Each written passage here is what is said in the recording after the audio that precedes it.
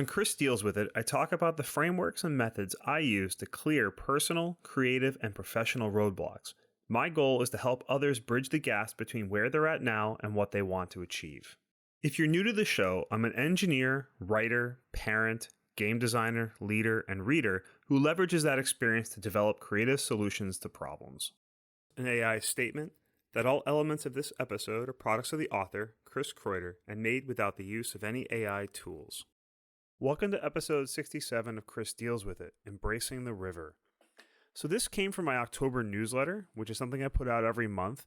There'll be a link in the show notes, and you can also go to my website, ChrisKreuter.com, to sign up for this newsletter.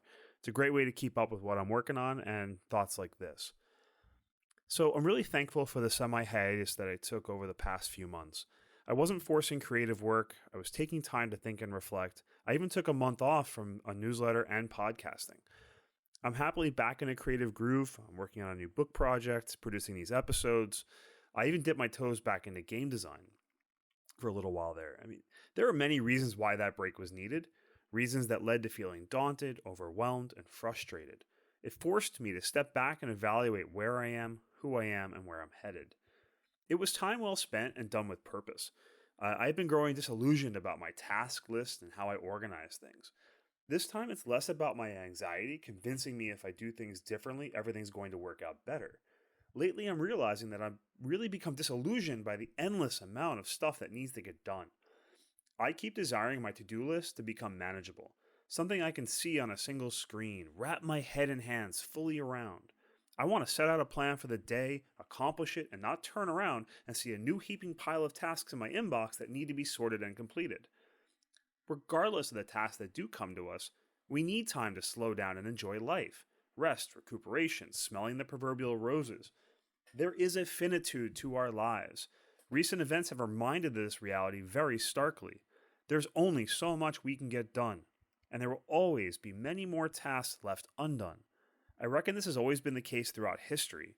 Now our tasks have evolved far beyond survive another day, but it's always been in our nature to get things done. When I implement new methods of managing my life's tasks, it can feel great. It's a fresh start to a new era of ticking things off with clearer purpose and greater efficiency. But what feels good for a few days quickly returns to that daunting feeling. When could I possibly get all this stuff done? Envision a day where your to-do list is just complete. Every single thing you've ever been assigned or set out to do, checked off. I bet that would feel amazing, liberating, an achievement worth marveling at.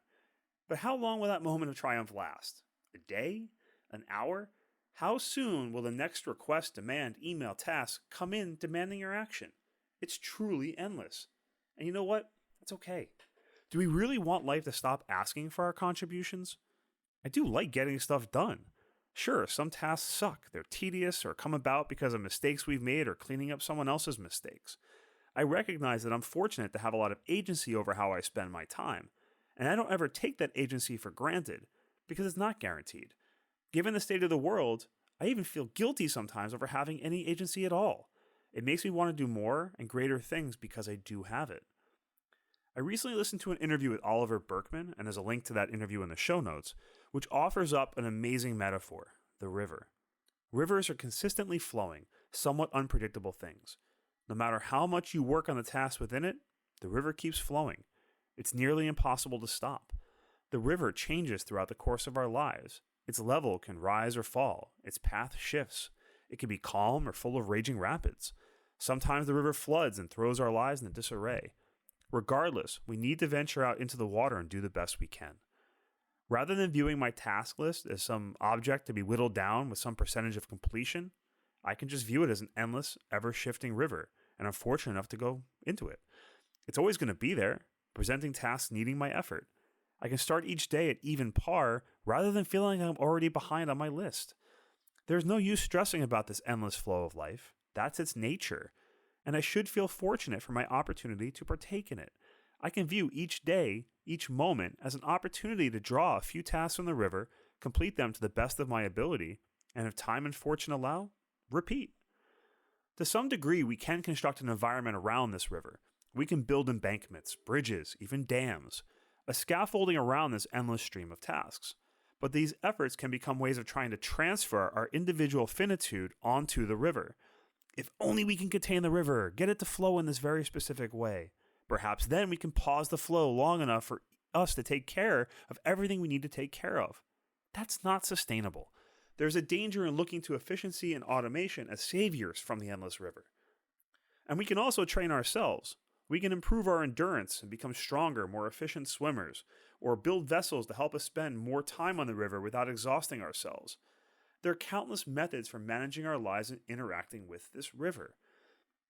But I'm embracing this mental shift towards seeing the river for what it is. It's just life. It's going to keep coming at me. Going to keep asking for my effort till the end of my days.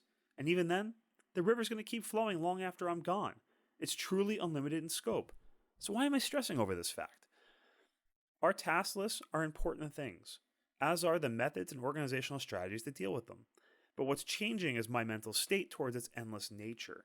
It's really up to each of us to identify what's important, do those tasks to the best of our ability, and maintain a mental and physical balance that works for us, our families, and our communities. So I'm going to end the episode with a quote from Chapter 4 of Oliver Burkeman's incredible new book, Meditations for Mortals, which is the book I'm going to recommend to everybody till the end of time. Actions don't have to be things we grind out day after day in order to inch ever closer to some elusive state of finally getting to qualify as adequate humans. Instead, they can just be enjoyable expressions of the fact that that's what we already are. And with that, have a great day.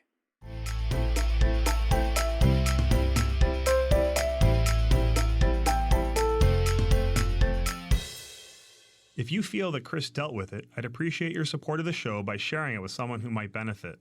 Ratings on your favorite podcast player are also helpful in growing the audience. Visit chriskreuter.com for free downloadable PDFs with notes and resources from today's episode, sign up for the CDWI mailing list, or to send in your problems or requests for future shows. That's CHRISKREUTER.com, or use the link in the show notes.